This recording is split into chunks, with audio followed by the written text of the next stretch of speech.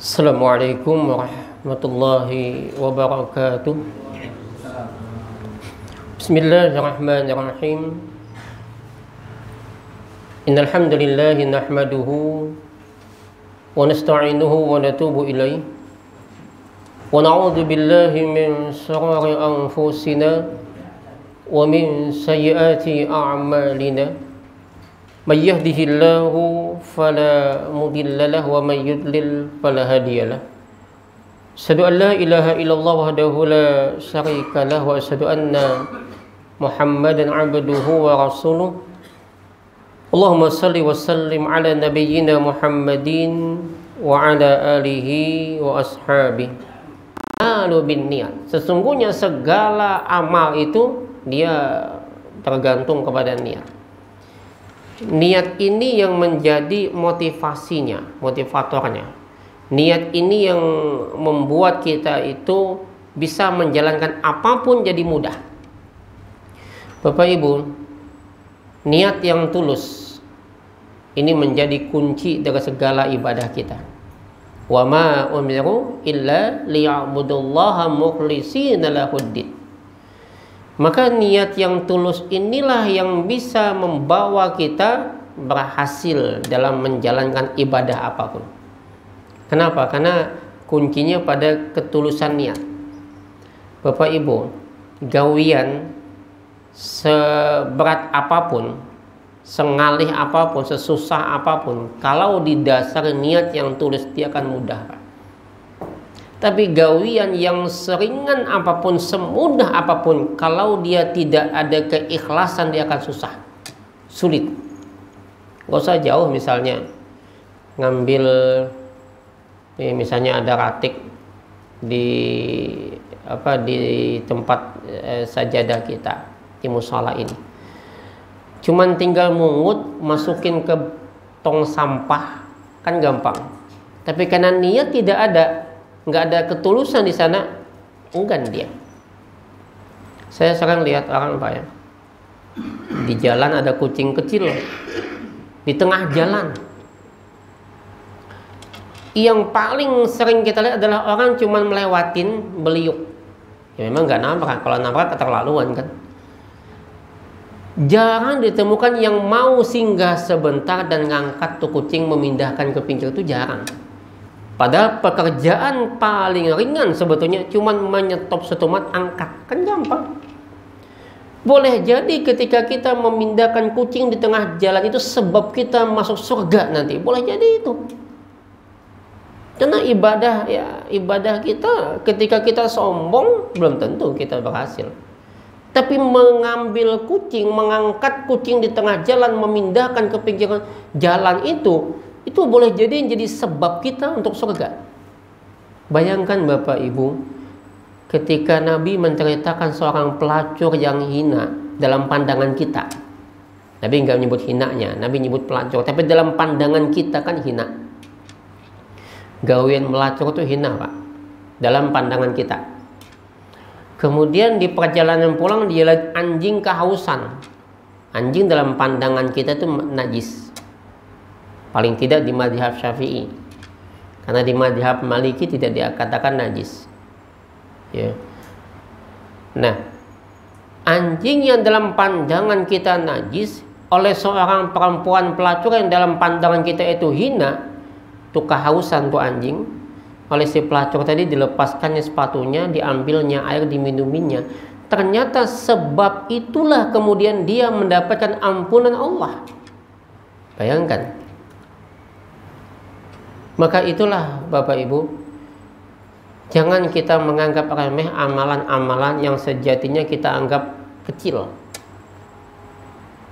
Hanya ibadah sholat tahajud dia rajin, tapi nilai-nilai kemanusiaannya dia kurang. Nah, satu, niat yang tulus. Pekerjaan yang mudah akan jadi susah kalau dia nggak ikhlas. Tapi pekerjaan yang berat kalau dia niatnya tulus, dia ikhlas, dia akan mudah. Pekerjaan ibu-ibu di rumah tangga tuh berat. Bapak-bapak juga pekerjaan di kantor sini sana macam-macam, banyak tekanan-tekanan juga berat. Tapi kenapa bisa selesai? Ikhlas demi anak istrinya. Maka yang pertama, tanamkan dulu niat. Niat inilah yang kemudian menjadi ruhnya dalam amal. Wa innama likulli imri'in ma nawa, dan setiap perkara itu kembali kepada apa yang dia niatkan. Jadi satu itu. Yang kedua, tentu yang kita persiapkan juga adalah secara fisik dan mental. Fisik kita juga kita jaga. Karena Nabi menyebutkan man hurima khairaha faqad hurima. Barang siapa yang terhalang dari kebaikannya, maka dia terhalang. Terhalang itu macam-macam, Pak. Halangan kita. Boleh jadi kita sakit dan nggak puasa kita. Itu halangan. Sebelum Ramadan datang meninggal, itu juga termasuk. Kenapa? Belum tentu kita ketemu Ramadan yang akan datang. Yang ada ini aja belum tentu ketemu. Besok Ramadan ini malam mati, bisa jadi kan? Kan banyak kayak gitu. Sering kita lihat ya, orang itu sehat, Pak. Sehat, kuat, bisa bercanda, senyum-senyum. Nggak taunya besoknya ada berita meninggal. Ya.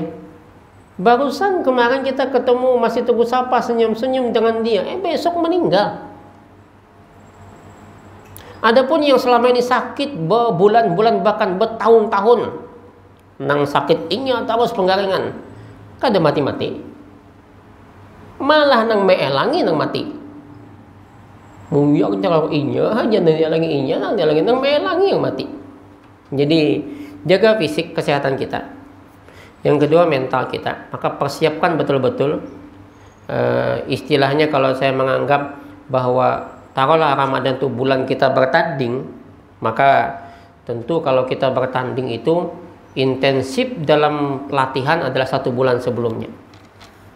Inilah kemudian Aisyah menyebutkan bahwa Nabi itu berpuasa hampir 1 bulan full.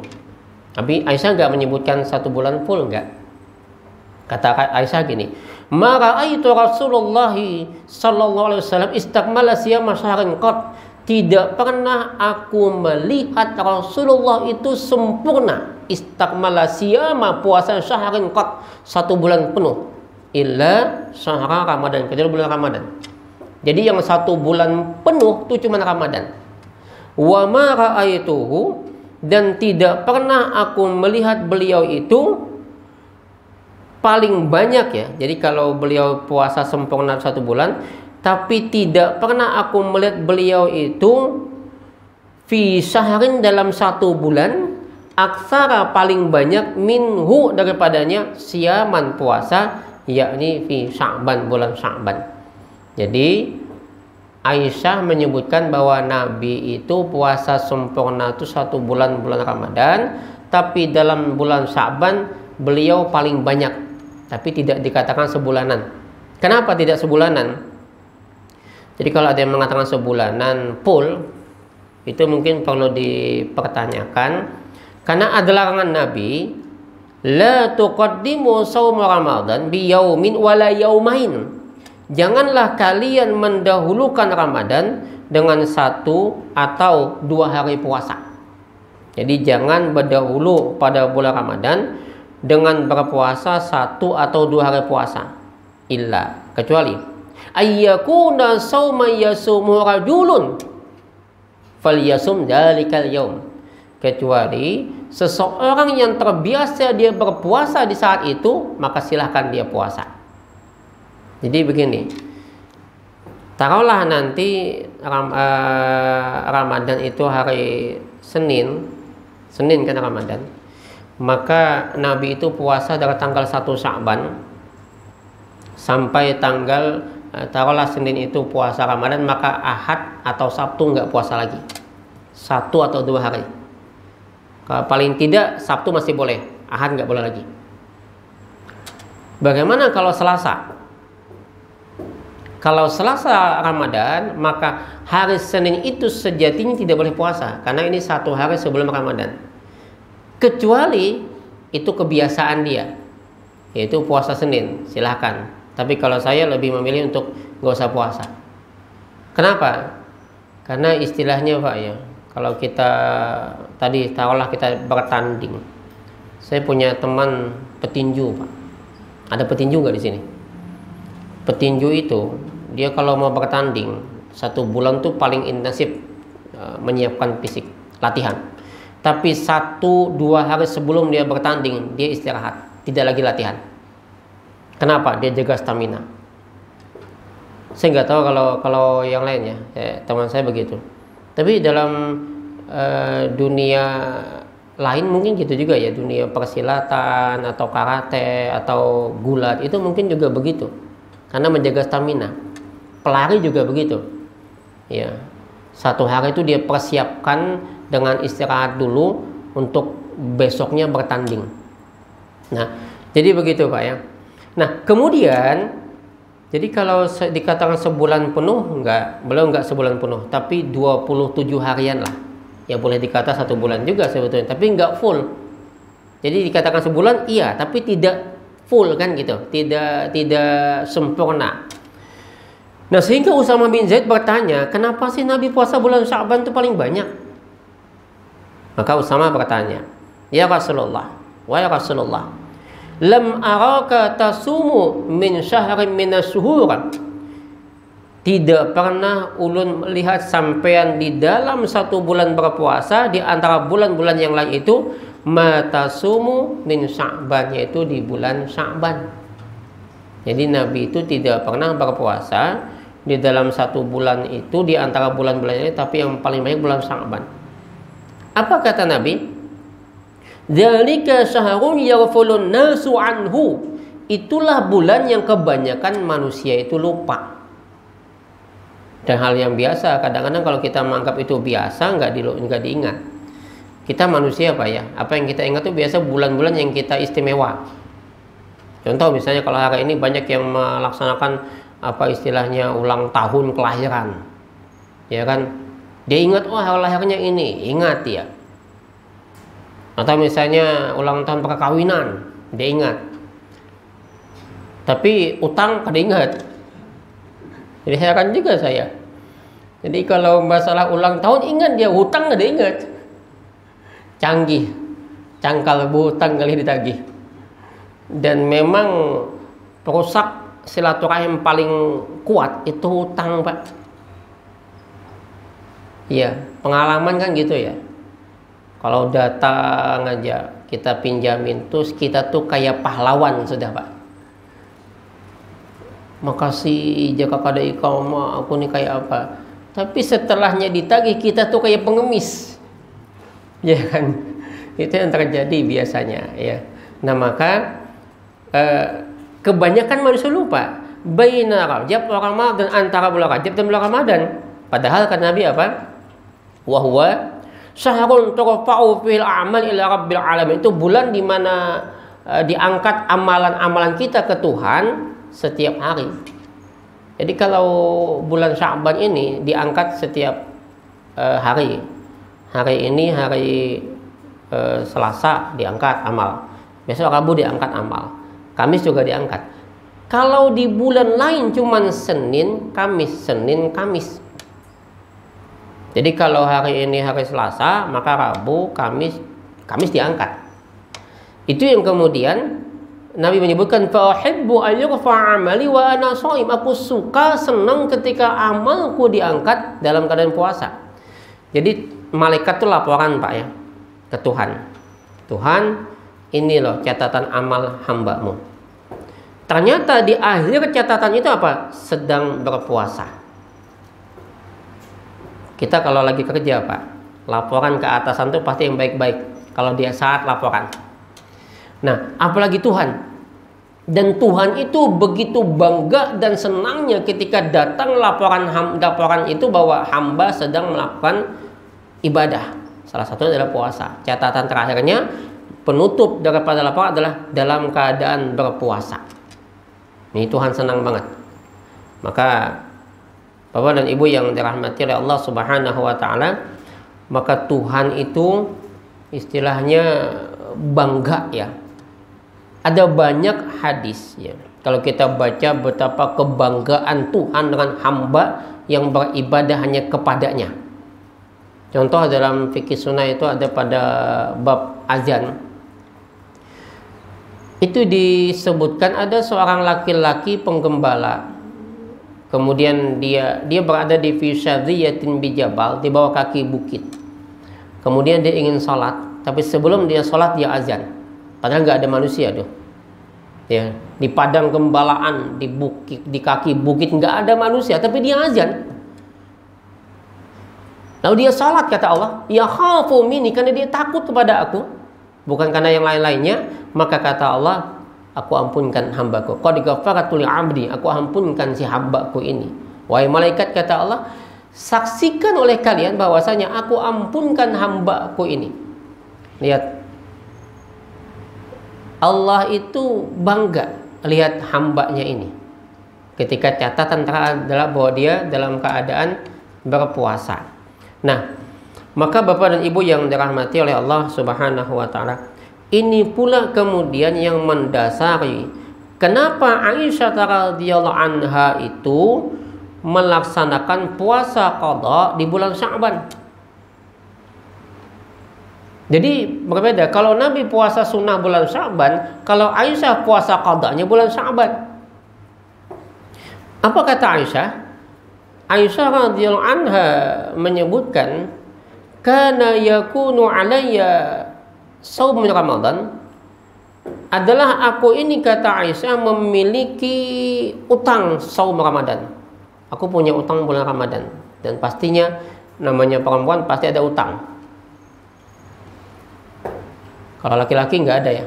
Ada nggak laki-laki yang punya utang? Ada. Kecuali sakit atau di perjalanan.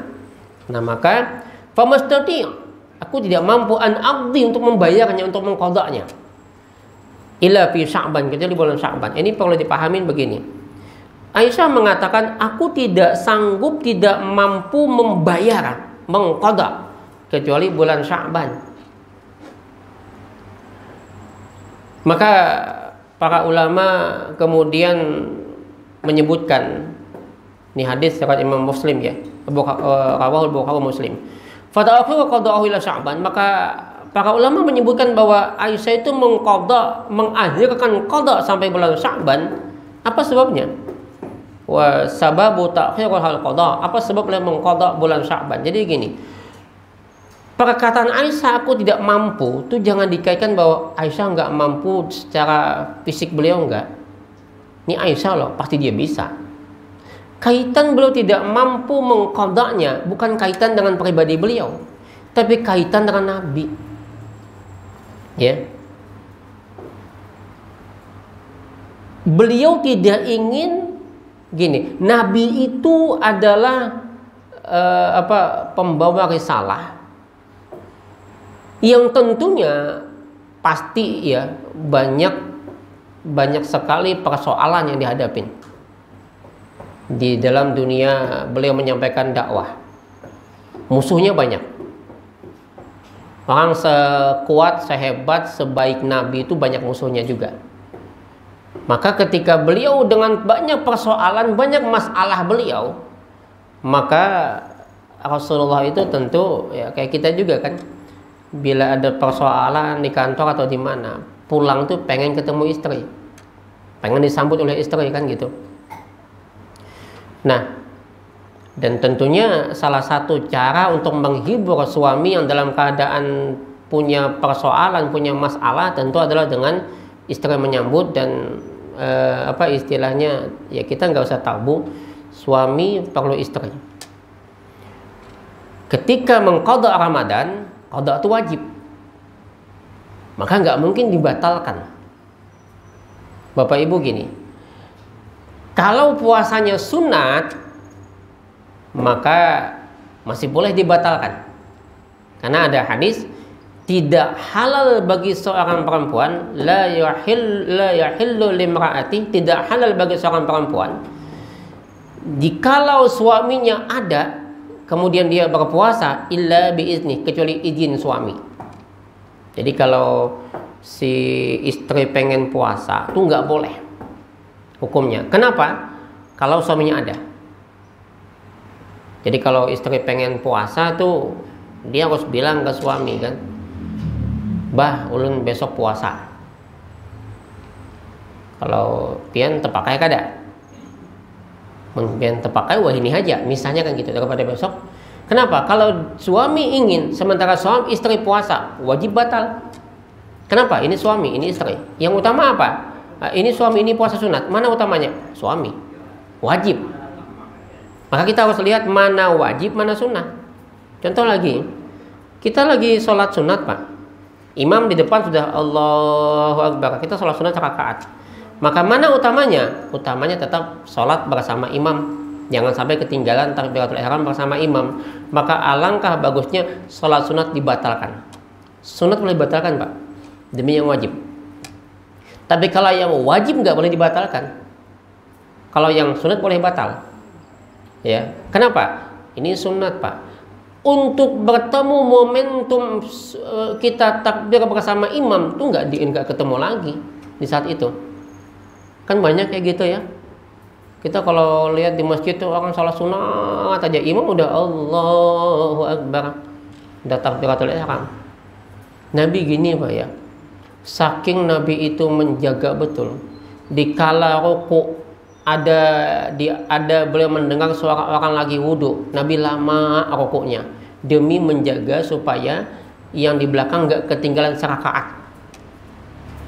Apalagi kita dalam masjid sudah, maka sholat sunat itu boleh dibatalkan.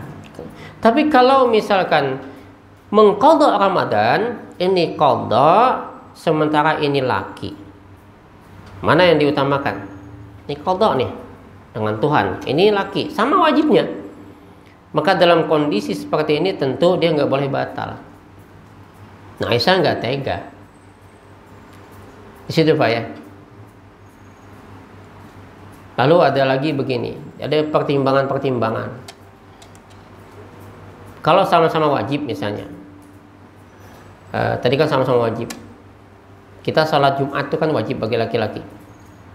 Tapi kemudian di tengah perjalanan ada orang yang lagi nyemplung ke sungai, berenang nggak bisa di sungai jembatan Basit tuh Pak, nggak bisa berenang dia.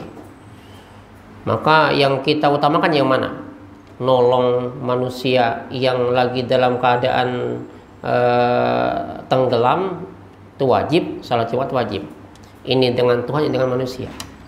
Di saat itu yang lebih utama adalah yang darurat Pak. Oh hadangi dulu lah, aku sembahyang Jumat dulu, ikan began aja mati sih Din. Maka yang utama apa? Nolong dia. Kenapa? Sholat Jumat bisa diganti dengan sholat zuhur kalau kita nggak sempat lagi. Tapi dia yang mati nggak bisa diganti lagi Pak. Ini mati nggak bisa lagi diganti. Udah selesai Jumatan kita balik ke sana, mana nih? Hilang, tenggelam dia sudah. Maka yang utama adalah nolong, ya. Nggak peduli siapapun dia, apapun agamanya, tugas kita tetap menolong. Nah kemudian Bapak Ibu yang dirahmati oleh Allah Subhanahu Wa Taala, jadi maka yang pertama kenapa Aisyah itu mengqadha ini di bulan Ramadan, di bulan Sya'ban? Pertama Aisyah tahu Nabi itu puasa full, puasa hampir 1 bulan di bulan Sya'ban. Maka itu yang pertama. Jadi beliau asyghulu bi Rasulillahi sallallahu alaihi wasallam kama fi riwayat Muslimin anha.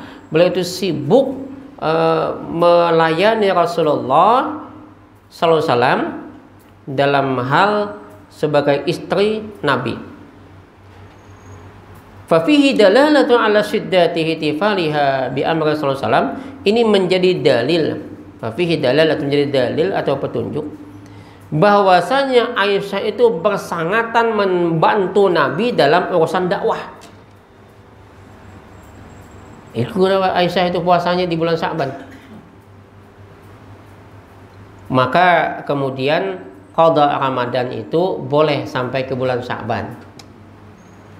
Kayak Aisyah Ustaz itu beda. Kalau Aisyah memang mengakhirkan bulan Sya'ban karena alasannya adalah beliau ingin dan peduli dengan Nabi dalam urusan umat. Kalau kita mengqadha Ramadan tak bulan Sya'ban itu kolera sebetulnya. Ya. Ustaz demi laki misalnya. Apaan demi laki? Sahabat aja laki udah puasa, jadi nisfu Syaban kan. Apa yang demi laki ya? Jadi ya ini beda ya. Jadi jangan alasan Aisyahnya. Aisyah itu ada alasan yang tepat. Kalau berbina ini jarang, Pak. Ya, ada nggak berbina kayak gitu? Datang laki kayak Aisyah disambut. Makanya Bapak Ibu, begitu Nabi cinta kepada Aisyah, alasannya karena Aisyah perhatian. Ini Aisyah belajar kan dari cerita Khadijah. Pernah kan dengar bagaimana Nabi itu, Aisyah itu cemburu sama Khadijah? Udah meninggal loh dicemburuin. Sampai Aisyah ngomong, kenapa pian masih ingat dengan perempuan yang sudah ini segala macam? Nabi marah, Pak. Kata Nabi, nggak ada yang mampu menggantikan Khadijah. Dikala aku sakit, dikala aku miskin, dia yang mengayakkan aku. Dikala aku dihina, dia yang menghibur aku, dia yang memuliakan aku. Dikala aku tidak memiliki apa-apa, dia yang mengasihi aku apa-apa. Dikala aku tidak punya anak dari istri lain, dia yang ngasih aku anak. Oh, Aisyah paham. Ternyata apa? Ternyata Nabi itu sangat diperhatikan oleh Khadijah. Ya. Dan dalam cerita ini kemudian Aisyah minta maaf, Pak.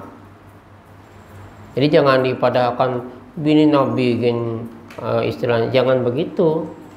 Ya. Wajarlah, tapi Aisyah minta maaf. Ada yang Nabi itu juga ketika Aisyah cemburu sama istri yang lain, Nabi senyum. Ada yang Nabi marah, Nabi senyum. Misal ketika Zainab binti Jahash lewat pembantunya datang ke rumah Nabi bersama Aisyah ngasih makanan, Pak. Oleh Aisyah disambut tuh makanan, habis itu dibanting, pecah. Ini kan giliran Aisyah nih. Ada bini lain datang bawakan makanan, spontan. Apa kata Nabi? Senyum Nabi. Apa kata Nabi? Warat umuka, ibumu lagi cemburu. Bijaksana Nabi. Kata Nabi apa? Ya Aisyah, kafaratnya kau ganti makanan yang sama dan kau berikan mangkuk ini yang terbaik, gantikan ke dia yang kau pecahkan tadi. Tapi Aisyah kafaratnya Pak, mengganti makanannya Zainab tadi yang seperti itu, dia harus bikin juga untuk Nabi. Kan paham Pak ya? Ini kan gini kan Bu, itu Aisyah. Masa ini menjual makan, aku nggak bisa masak. Kayak tersinggung lah. Tapi Nabi senyum. Nabi paham perasaan perempuan. Mungkin kita bisa lagi bini Anum kan kisahnya nih. Nah, di situ Pak ya, maka Nabi itu paham. Tapi ada Nabi marah. Nabi kelamaan di rumah Sofiyah binti Huyai bin Akhtab, seorang dikatakan dia Yahudi ya. Tapi Allah alam memang tidak disebutkan kejelasannya. Tapi kalau dalam cerita memang Sofiyah ini tadinya Yahudi. Dan ketika itu Nabi pulang, langsung Aisyah marah. Kata Aisyah, kok pian lama banget di rumah perempuan kecil, Yahudi kecil dan sebagainya. Bahasanya itu agak ini. Apa kata Nabi? Memang kalau Sofiyah dengan Aisyah itu, ya kalau cantik ya Sofiyah cantik. Tapi kalau tinggi ya jauh lebih tinggi Aisyah. Karena Sofiyah itu ketika naik kuda, itu Nabi meletakkan kakinya agak ini dulu supaya Sofiyah bisa naik lewat Nabi, kemudian naik ke atas kuda. Kalau Aisyah nggak perlu, dia langsung lompat naik ke atas kuda. Bedanya Sofiyah sama Aisyah, lebih tinggi Aisyah memang. Cantik ya sama, karena beda antara Sofiyah sama Aisyah itu cuman 1 atau 2 tahun lebih tua Sofiyah. Jadi kalau cerita-cerita bahwa Nabi istrinya tua-tua bangka itu perlu dipertanyakan. Ya. Sofiyah itu dinikahi Nabi di usia 17 tahun. Mariatul Qibtiyah itu di usia 21 tahun, tapi udah janda. Ingat dulu itu orang nikah 11 tahun udah bisa nikah, Pak. Iya kan dulu kali ini kita? Iya kan? Nah, 12 tahun kan. Jadi memang Yang paling tua itu kan Saudah. Ya, Saudah. Kemudian Ummu Salamah itu 30 sekian usianya kan. Ya, ya yang lain-lain memang janda semua kecuali Aisyah. Jadi ini perlu diperhatikan lagi lah sejarah itu. Nah, maka tapi ingat Nabi tidak lihat cantiknya loh ya. Nabi masih memperhatikan ini untuk kepentingan dakwah dan sebagainya ya. Jadi jangan ini karena banyak yang bertawar lawan Nabi tapi ada Nabi tolak. Ada Nabi tolak. Ketika Nabi nolak, ada seorang laki-laki sahabat yang berdiri dan berkata, "Ya Rasulullah, kalau sampean kada mau, julung ke ulun."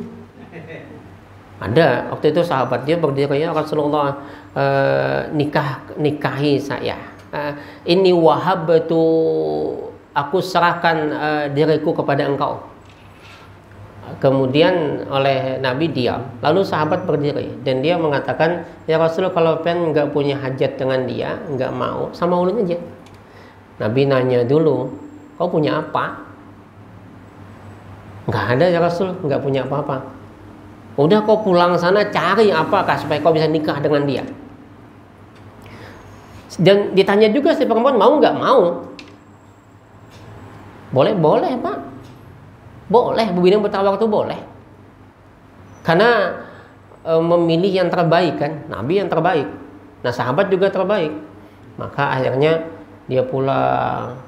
Lalu datang lagi, "Nggak ada ya Rasul, nggak ada sama sekali."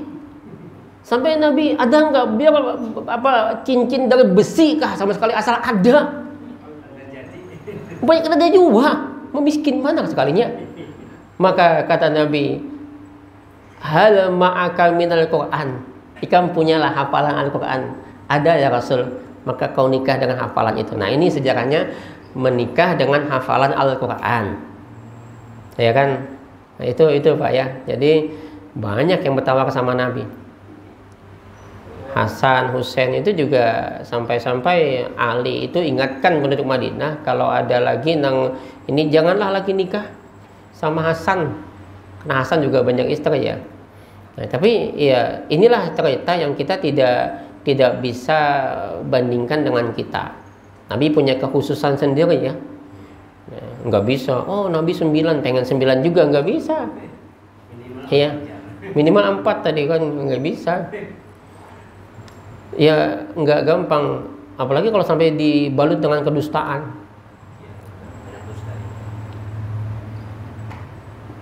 Bapak dah mau unjun.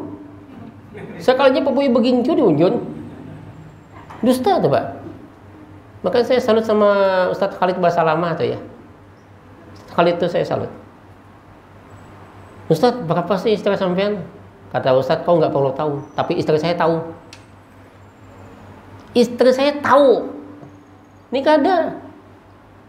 Kawan tahu, bini tahu. Join saksi nikah. Tolonglah kami saksi. Jadi saksi dia. Untung menikah, rahasiakanlah. Bini nggak tahu. Banyak. Hatta di kalangan ustadz pun banyak. Saya punya catatan siapa-siapa kok. Dan saya hafal mereka itu. Yang bininya bingung. Kadang ada juga yang chatting saya, WA saya, ada yang datang ke kantor juga. Dia cerita tentang, "Ustadz, saya punya suami Ustadz juga, tapi didatangin cuman siang, kemudian nanti kalau ikut pengajian beliau jarak 100 meter dari pengajian disuruh turun, takut ketahuan jamaah." Saya sebut aja langsung namanya. "Kok pengen tahu Ustadz?" "Ya iyalah tahu, udah menduga kan gitu ya." Nah banyak kayak gitu Bapak Ibu ya. Nah maka tadi ya kembali tadi bahwasanya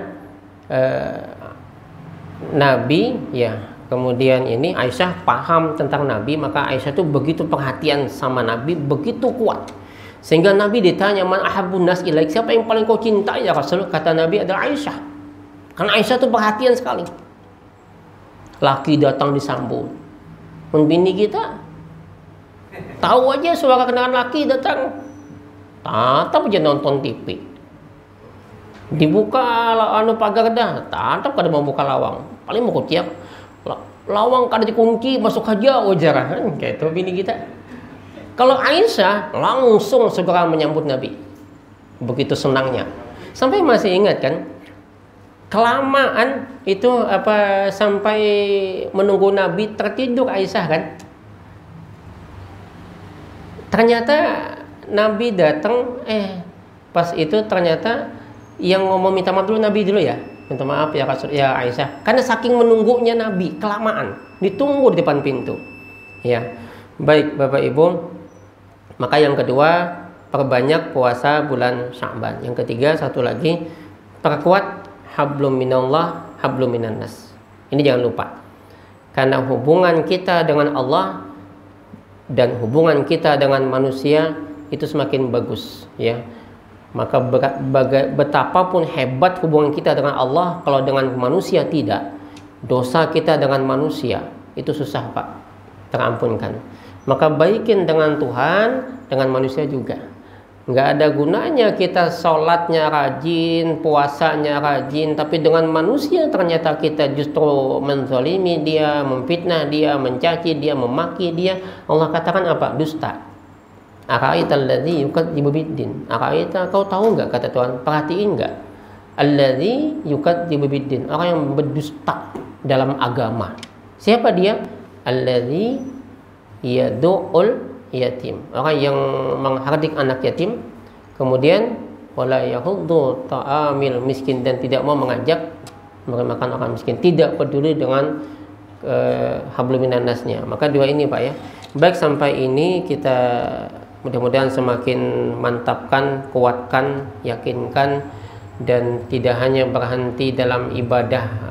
Kemarin kan banyak yang malam nisfu aja ramenya, lanjutkan terus sampai Ramadan. Mudah-mudahan ada manfaatnya. Kita tutup dengan doa kafaratul majlis. Subhanakallahumma bihamdika asyhadu an la ilaha illa anta astaghfiruka wa atubu ilaik. Hasbunallahu wa ni'mal wakil. Assalamualaikum warahmatullahi wabarakatuh.